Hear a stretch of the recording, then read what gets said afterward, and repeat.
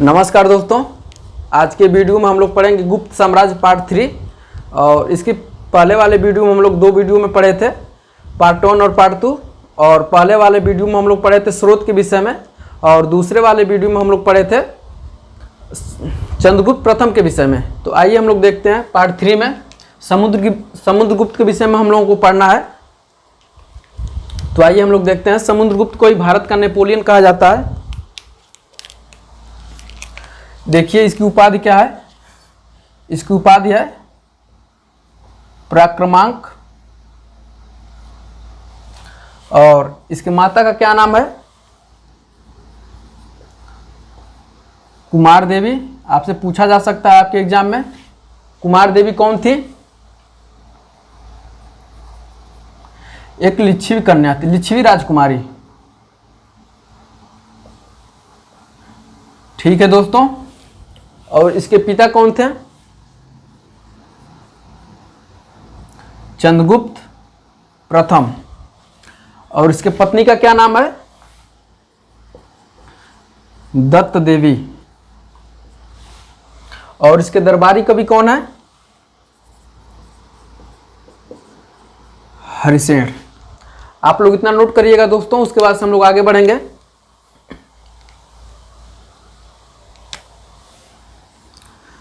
हरिसेन ने क्या किया था मित्रों? प्रयाग प्रशस्ति की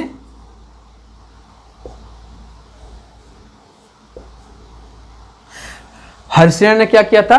प्रयाग प्रशस्ति की रचना की थी। आपसे पूछा जा सकता है कि प्रयाग प्रशस्ति की रचना किसने की थी? तो हरिसेन ने।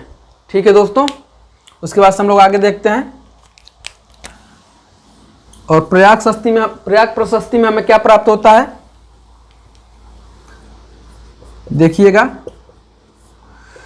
प्रयाग प्रशस्ति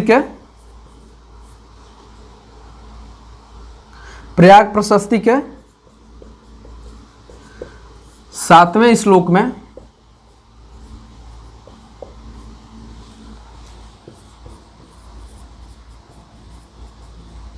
समुद्रगुप्त की विजयों के विषय में वर्णन। आप लोग नोट कर लीजिए। आपसे पूछा जाएगा कि समुद्रगुप्त के विजयों का उल्लेख कहाँ मिलता है हमें? तो प्रयाग प्रशस्ति मिलता है। ठीक है दोस्तों। उसके बाद हम लोग आगे बढ़ते हैं। आप लोग इतना नोट कर लिए होंगे।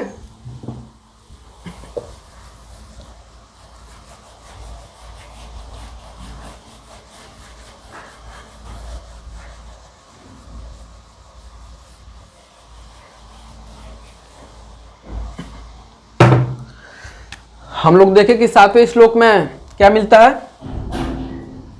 समुद्रगुप्त के विजयों का उल्लेख मिलता है। और चौथे श्लोक में हमें क्या प्राप्त होता है? चौथे श्लोक में हमें प्राप्त यह होता है कि चंद्रगुप्त प्रथम द्वारा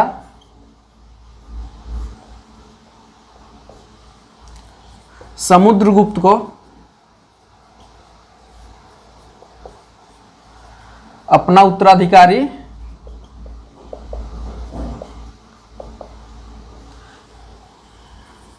घोषित किए जाने का उल्लेख।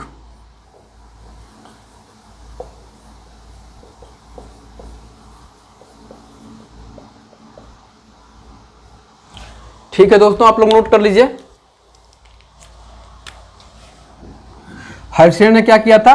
प्रयाग प्रशस्ति की रचना की थी। देखिए, प्रयाग प्रशस्ति। प्रयाग प्रशस्ति किस भाषा में है? संस्कृत भाषा में। और इसकी शैली क्या है? चंपू शैली। चंपू शैली का मतलब क्या होता है दोस्तों? चंपू शैली का मतलब यह होता है कि जो गद्य और पद दोनों में लिखा गया हो।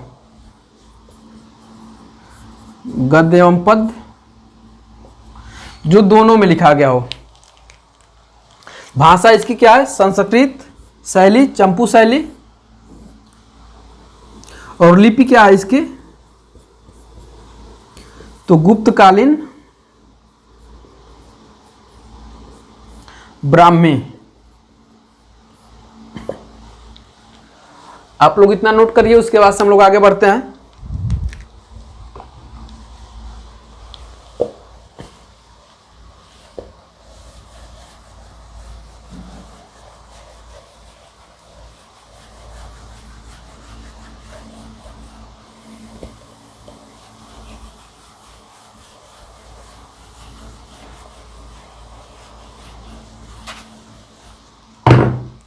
देखिएगा जरा यहां पे, प्रयाग प्रशस्ति।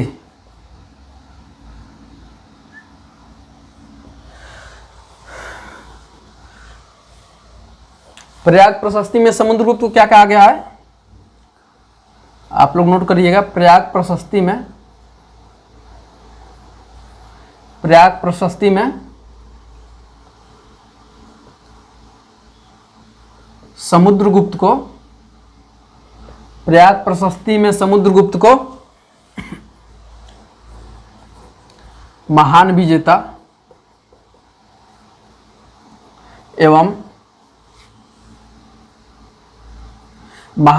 एवं संपूर्ण पृथ्वी को विजित करने वाला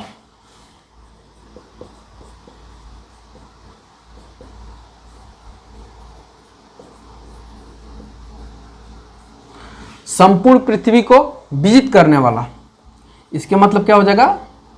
धरणी बंध, मतलब पूरे पृथ्वी को धारण करने वाला, संपूर्ण पृथ्वी को विजित करने वाला बताया गया है। किसमें बताया गया है? प्रयाग प्रशस्ति में। ठीक है दोस्तों,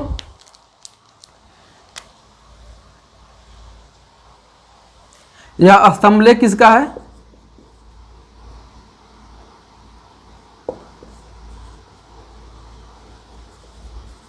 यह स्तंभ किसका था? अशोक द्वारा निर्मित कराया गया था, जिसपे यह लेख लिखवा रहा है। ठीक है, हरिशेन ने। यह स्तंभ किसका है मित्रों? अशोक कालीन है। और यह स्थापित कहाँ था? कौशाम्बी में। यह स्तंभ लेख किसका था? अशोक का था। मौर्य शासक, महान मौर्य शासक अशोक का था। और यह कहाँ पे स्थापित था? कौशाम्बी में था। उसके बाद से आगे देखिएगा अगले पॉइंट में।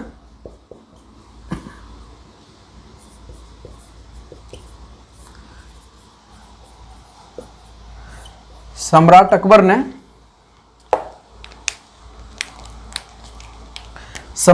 ने इस क्या किया? इस स्तंभ को क्या किया है लेकर के? अकबर ने जल परिवहन द्वारा, सम्राट अकबर ने जल परिवहन द्वारा कौशाम्बी से कहां ले गया?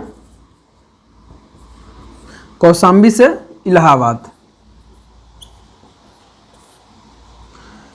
इसका नाम अब क्या हो गया है? प्रयागराज।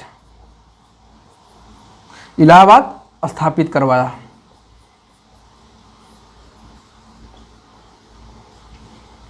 आप लोग इसे नोट कर लीजिएगा, वेरी मोस्ट इंपॉर्टेंट है। और यह स्तंभ किसका था? अशोक का था। इस पे लेख कौन लिखवाया?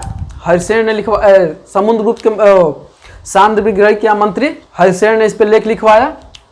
और यह स्थापित कहाँ था? कौशाम्बी में स्थापित था। इसको जल परिवहन द्वारा अकबर ने इसे इलाहाबाद में स्थापित करवाया था। तो आगे बढ़ते हैं, उसके बाद हम लोग देखते हैं और क्या क्या मिलता है प्रयाग प्रशस्ति में।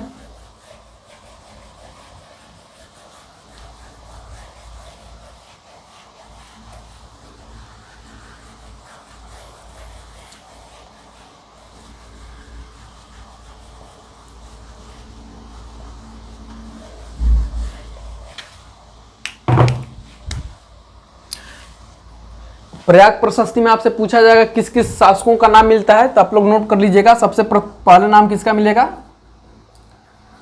अशोक का। अशोक कौन था? मौर्य। पहला नाम अशोक का मिलेगा, दूसरा नाम समुद्रगुप्त। समुद्रगुप्त कौन था? यह गुप्त शासक है। उसके बाद से किसका नाम मिलता है?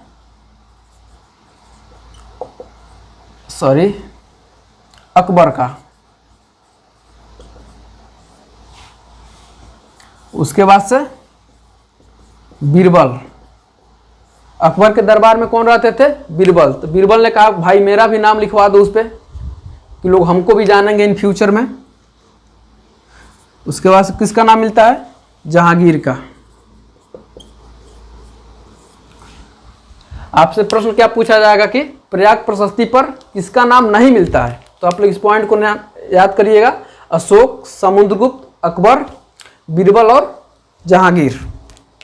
उसके बाद से हम आगे बढ़ते हैं, आप लोग इतना नोट करिए।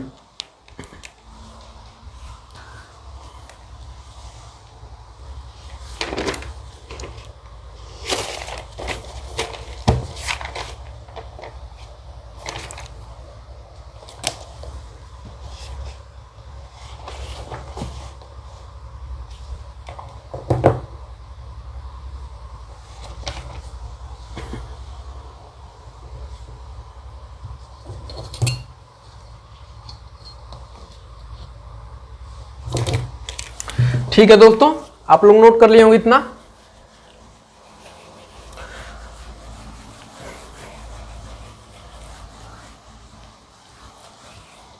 उसके बाद से समुद्रगुप्त ने कुछ मुद्राएं भी चलवाए थे, तो उस मुद्राओं को भी हम लोग देखेंगे। उसके बाद से देखिए, पहले उसके जानने से पहले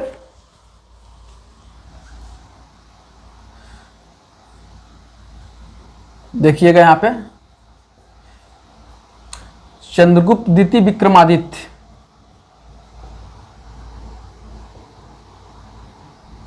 ये चंद्रगुप्त द्वितीय विक्रमादित्य कौन है? समुद्रगुप्त का पुत्र है। तो चंद्रगुप्त द्वितीय विक्रमादित्य की पुत्री, अब इनकी पुत्री का क्या नाम है? प्रभावती गुप्ता। चंद्रगुप्त द्वितीय विक्रमादित्य की पुत्री प्रभावती गुप्ता के पूना ताम्रलेख में क्या मिलता है? पूना ताम्रलेख में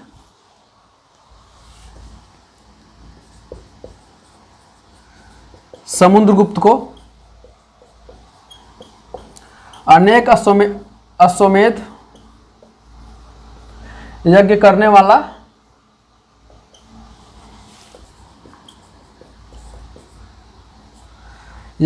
वाला बताया गया है। ठीक है दोस्तों,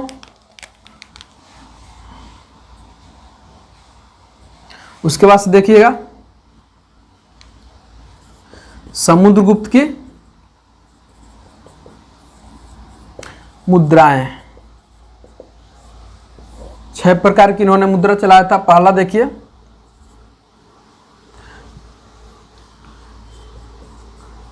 गरुड़ प्रकार की मुद्रा। दूसरा अश्वमेध प्रकार की मुद्रा। और कौन सा मुद्रा चलाए थे आप? परशु प्रकार की मुद्रा। यहां पे लिख देते हैं, नीचे दिखाई नहीं देगा। व्याघ्रहनन प्रकार की मुद्रा। और 5वां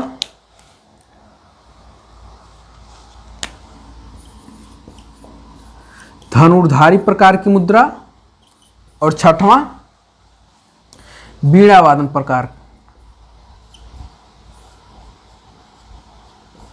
आप लोग नोट कर लेंगे मित्रों। पूछा जाएगा आपके एग्जाम में, क्या पूछा जाएगा? पूछा जा सकता है आपसे कि वीणा वादन प्रकार की मुद्रा कौन चलाया था? तो समुद्रगुप्त ने चलाया था। और सर्वप्रथम यह व्याघ्र हनन प्रकार की मुद्रा, धनुर्धारी प्रकार की मुद्रा, परशु प्रकार की मुद्रा और अश्वमेध प्रकार की मुद्रा और गरुड़ प्रकार की मुद्रा समुद्रगुप्त ने ही चलाया था। तो आप लोग इतना नोट करिए। उसके बाद हम लोग आगे बढ़ते हैं और देखते हैं, विजय भी किए थे, जिसके वजह से इनको भारत का नेपोलियन भी कहा जाता है।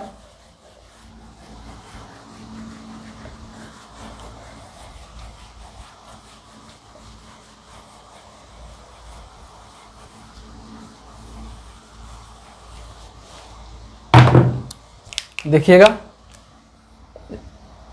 समुद्रगुप्त की, यहां पे लिख देते हैं समुद्रगुप्त के सैन्य तथा विजय। ठीक है दोस्तों, पहला देखिएगा यह क्या कहते हैं, आर्यावर्त की प्रथम युद्ध। उसके बाद से क्या किए थे, कौन सा युद्ध, दक्षिणापथ का युद्ध। ठीक है दोस्तों, उसके बाद से तीसरा क्या कौन सा कौन सा युद्ध किए थे,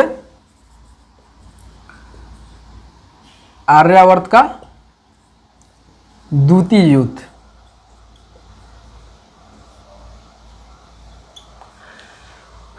आप लोग इतना नोट करिए, उसके बाद हम आगे बढ़ते हैं। इसको देखिएगा, इसमें क्या किए थे, आर्यावर्त की प्रथम युद्ध में समुद्रगुप्त ने उत्तर भारत के 3 राजाओं को पराजित किया था। ठीक है दोस्तों, वह कौन कौन थे, अच्युतनाग, नागसेन और तीसरा गणपति। ठीक है दोस्तों, उसके बाद से देखिएगा दक्षिणापथ का युद्ध। ठीक है दोस्तों, इसमें 12 राजाओं को पराजित किया।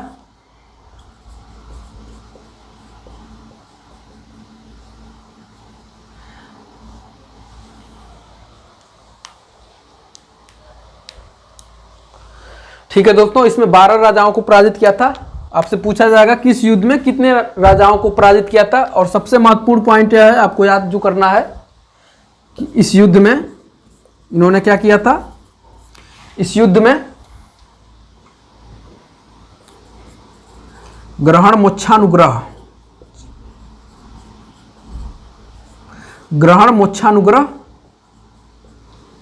की नीति अपनाई थी।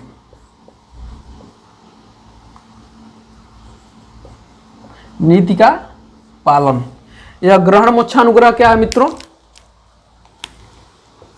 तो आपको देखने से ही लग रहा होगा कि ग्रहण मतलब क्या किया था, ग्रहण किया था, यह 12 राजाओं का पराजित किया था और इनके साम्राज्य को क्या किया था, ग्रहण किया था। उसके बाद से मोक्षानुग्रह मतलब वापस लौटा दिया था। तो इसका अर्थ यह होता है कि बीज साम्राज्य को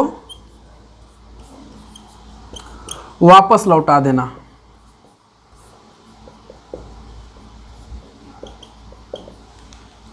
उसके बाद से हम लोग आगे बढ़ते हैं। उसके बाद से आप लोग देखिएगा आर्यावर्त का द्वितीय युद्ध। यहां पे हम लिख देते हैं, आप लोगों को अच्छा से दिख रहा होगा, आर्यावर्त का द्वितीय युद्ध। इस युद्ध में आप लोग आगे नोट कर लीजिएगा, इस युद्ध में समुद्रगुप्त ने 9 राजाओं को पराजित किया था और इस युद्ध में क्या किया था, किस नीति का पालन किया था, प्रसभोद्धरण नीति का। ऊपर हम लिख देते हैं, तब आप लोग नोट कर लीजिएगा।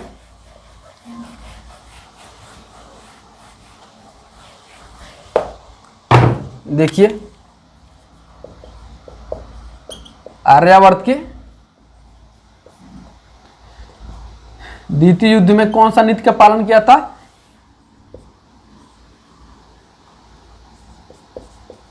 प्रसभोद्धरण। इसका मतलब क्या होता है, प्रसभोद्धरण का मतलब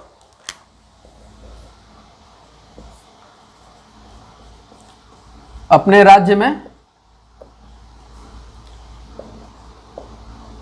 मिला लेना। इसके पहले क्या किया था, ग्रहण मोक्षानुग्रह का नीति का पालन किया था दक्षिणापथ के युद्ध में और 12 राजाओं को पराजित किया था उसमें। और ग्रहण मोक्षानुग्रह की नीति का मतलब क्या होता है कि विजित प्रदेशों को, विजित राज्यों को वापस कर देना। और पुनर्मुद्रण का मतलब क्या होता है? विजित राज्यों को अपने राज्य में मिला लेना। ठीक है दोस्तों, आप लोग नोट कर लीजिए इस पॉइंट को, वेरी मच इंपॉर्टेंट है।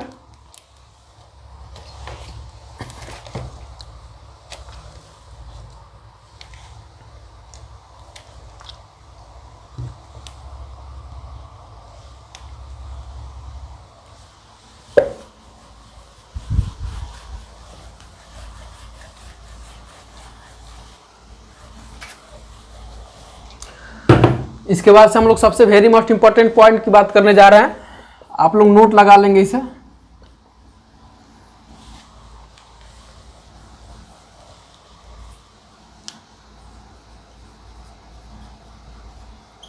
समुद्रगुप्त की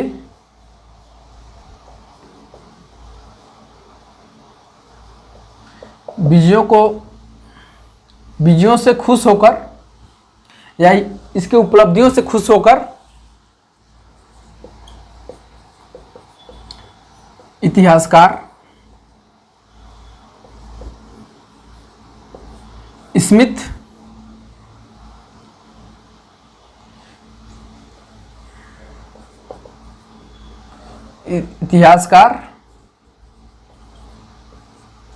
स्मिथ ने, इसका पूरा नाम विसेंट स्मिथ है, समुद्रगुप्त की विजयों से खुश होकर या प्रसन्न होकर या इसकी उपलब्धियों से खुश होकर इतिहासकार स्मिथ ने समुद्रगुप्त को क्या कहा है? भारत का नेपोलियन। समुद्रगुप्त को क्या कहा है? भारत का नेपोलियन कहा है। आपसे प्रश्न क्या पूछा जाएगा कि भारत का नेपोलियन किसे कहा जाता है, तो आप लोग याद रखेंगे समुद्रगुप्त को। ठीक है दोस्तों, उसके बाद हम लोग अगले पॉइंट को देखेंगे, समुद्रगुप्त की विशेषताएं।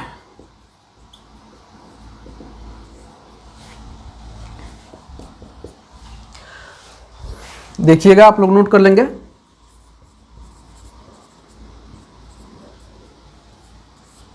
समुद्रगुप्त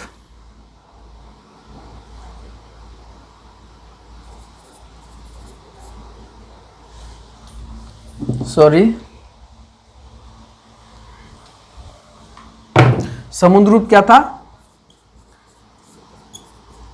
एक विजेता के साथ साथ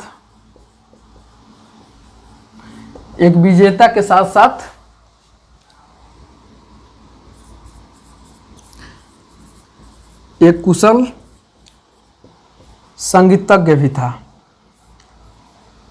ठीक है दोस्तों, और इनके समुद्रगुप्त ने एक बीणा वादन प्रकार का भी, इसके पहले हम लोग चर्चा किए, बीणा वादन प्रकार का सिक्का चलाया था, और जिसके अग्रभाग पर समुद्रगुप्त को बीणा बजाते हुए दिखाया गया है, और इसके पृष्ठ भाग पर यानी पिछले भाग पर दुर्गा देवी या लक्ष्मी का चित्र अंकित किया गया है। तो ठीक है दोस्तों, हम लोग इस वीडियो में इतना ही देखते हैं। अगले वीडियो में हम लोग पढ़ेंगे रामगुप्त को, उसके बाद से